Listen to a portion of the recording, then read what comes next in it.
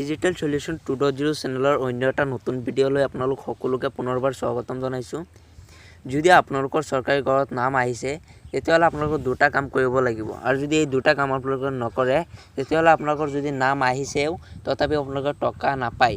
আপোনালোকে বহুতে ভাবিব পাৰে যে মই বেংক একাউণ্ট দিছোঁ পইচাটো আহিবই, কিন্তু নহয়। বহুত মানুহৰ এনেকৈ ৰিজেক্ট হৈ আছে, ঘৰৰ লিষ্টত নাম আহিছে কিন্তু যেতিয়া পইচা দিয়ে চৰকাৰে তেতিয়া মানে পইচাটো বেংক একাউণ্টত নাহে। কিয় নাহে? দুটা কাৰণত আপোনাৰ পইচা নাহে। আপোনাৰ প্ৰথমটো আপোনালোকৰ হ'ব, আপোনালোকৰ একাউণ্টত আধাৰ কাৰ্ডত বেংক একাউণ্টৰ লগত আধাৰ কাৰ্ড লিংক হৈ থাকিব লাগিব। 1 নম্বৰ এইটো।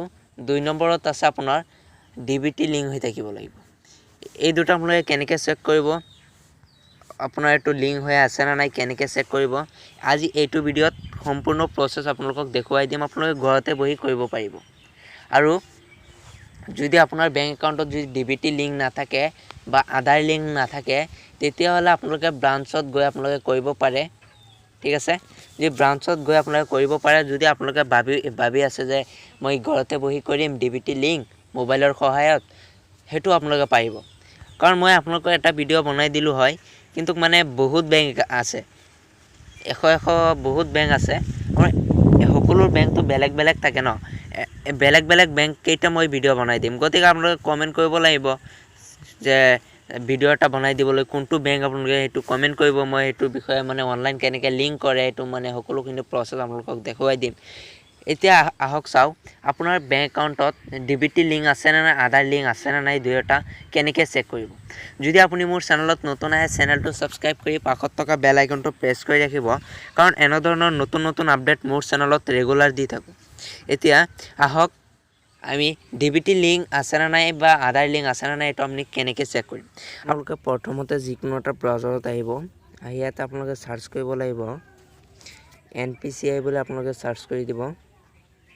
NPCI বুলি আপোনালোকে চাৰ্চ কৰিব। চাৰ্চ কৰাৰ পাছত প্ৰথম যিটো আপোনালোকৰ ৱেবছাইট আহিব, এই ৱেবছাইটত আপোনালোকে ক্লিক কৰিব লাগিব। এইটো আপোনালোকে চাব পাৰে আপোনাৰ একাউণ্টত DBT লিংক আৰু আধাৰ লিংক হৈ আছে নেকি, এইটো ৱেবছাইটত চাব পাৰে আপোনালোকে। এনেকুৱা ইণ্টাৰফেচ আহিব। এতিয়া আপোনালোকে কি কৰিব, ইয়াত এটা অপশ্যন দেখি আছে কনজিউমাৰ বুলি, এই অপশ্যনটোত আপোনালোকে ক্লিক কৰি এইটোত আপোনালোকে কনজিউমাৰ দেখি আছে। এতিয়া আপোনালোকে এই প্লাছ আইকনত আপোনালোকে ক্লিক কৰিব।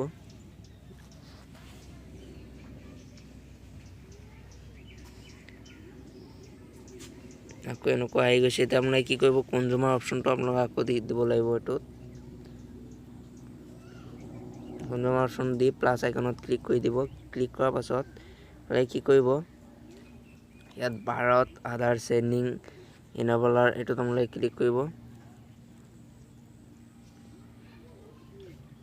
ক্লিক কৰাৰ পাছত অলপ সময় ৱেইট কৰিব। ইয়াত আপোনাৰ যদি আধাৰ কাৰ্ড লিংক নাথাকে এইটোত আপোনালোকে লিংক কৰাবও পাৰিব। এইটোৰ প্ৰচেছ মই বেলেগ ভিডিঅ'ত জনাই দিম। আজি আমি জনাম আপোনাৰ এইটো লিংক আছে নে নাই, এইটো চেক কেনেকৈ কৰিব। এনেকুৱা আহিব। এতিয়া আপোনালোকে মোবাইলটো ডেস্কটপ কৰি ল'ব। ডেস্কটপ কৰি লোৱাৰ পাছত আপোনালোকে কি কৰিব,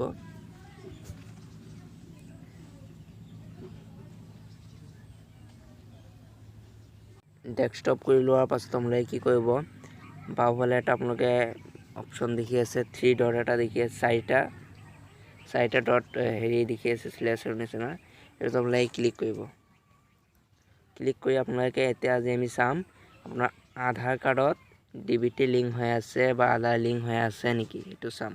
গতিকে আমি ক্লিক কৰিম আধাৰ মেপ ষ্টেটাছ, 4 নম্বৰ যিটো আছে এইটোত ক্লিক কৰিম। আৰু যদি আপোনালোকৰ আধাৰ লিংক নাথাকে আপোনালোকে ঘৰতে বহি লিংক কৰাব পাৰিব। সেইটো মই অন্য এটা ভিডিঅ' বনাই দিম, আপোনালোকে কমেণ্ট কৰিব বনাব লাগে নে নালাগে। আপোনালোকে কি কৰিব, এইটোত মেপ ষ্টেটাছ ক্লিক কৰিছোঁ।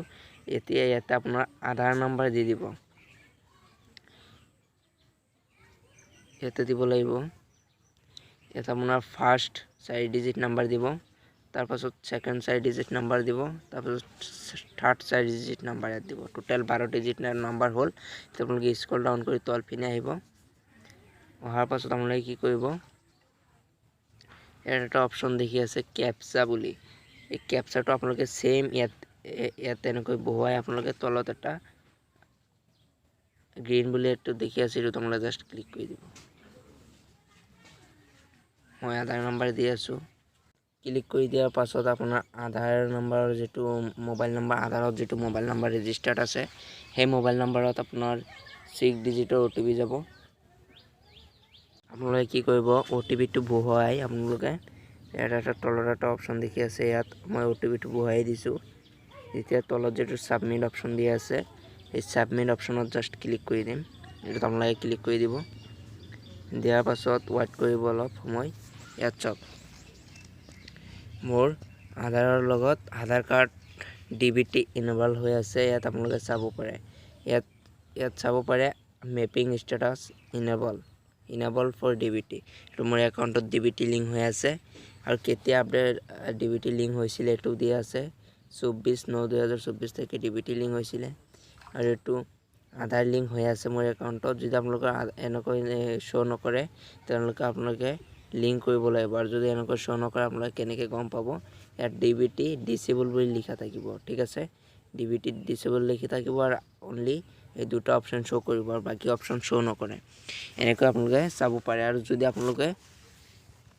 যদি আপোনালোকে ঘৰতে বহি লিংক কৰাব বিচাৰে মোক কমেণ্ট কৰি জনাব কোনটো বেংক একাউণ্ট, কাৰণ সকলো বেংক একাউণ্টৰ নিয়ম বেলেগ বেলেগ, কাৰণ একেলগে হাজাৰ হাজাৰ বেংক আছে, একেলগে হাজাৰ হাজাৰ বেংকৰ আমি প্ৰচেছটো দেখুৱাব পৰা নাযায় কাৰণে কমেণ্টত জনাই দিব, মই আপোনালোকক সহায় কৰিম। গতিকে চেনেলটোত নতুন আহিলে চেনেলটো ছাবস্ক্ৰাইব কৰি কাষত থকা বেল আইকনটো প্ৰেছ কৰি ৰাখিব এনেধৰণৰ নতুন আপডেটসমূহৰ বাবে। Thank U.